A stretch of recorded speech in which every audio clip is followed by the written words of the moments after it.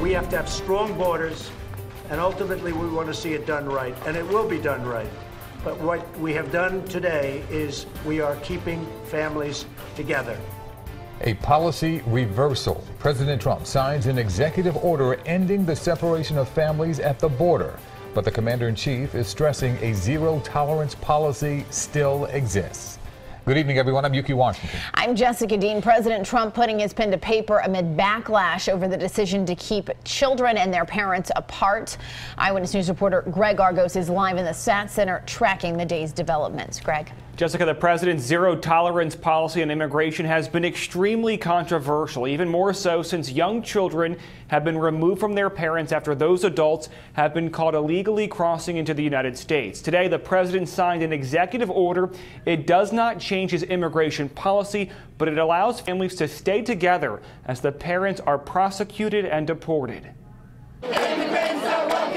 Facing intense pressure from both lawmakers and the public, including a protest here in Philadelphia Wednesday. As the vice president visited for a GOP fundraiser, President Trump signed an executive order ending family separation for immigrants who cross the U.S. border illegally. We're going to have strong, very strong borders, but we're going to keep the families together.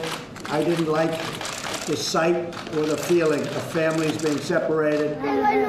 Under the Trump administration's recent zero-tolerance policy, more than 2,300 children have been separated from their parents since May.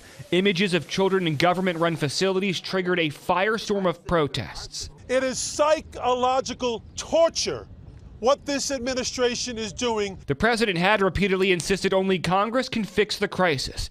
But in a meeting with congressional Republicans, he announced his reversal. If you're really, really pathetically weak, the country's going to be overrun with millions of people.